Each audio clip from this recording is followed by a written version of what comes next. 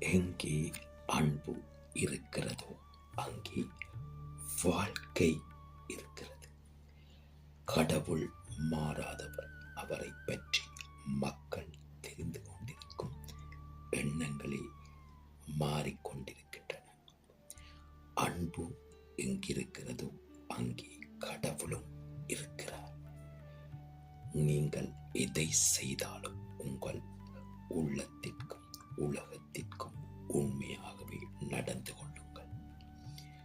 தியாகம் தான் வாழ்க்கை.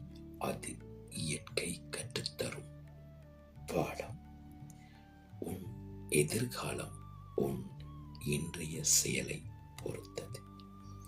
பொறுமையும் விடாமுயற்சியும் இருந்தால் சிரமங்கள் எனும் மலையை வென்று விடலாம்.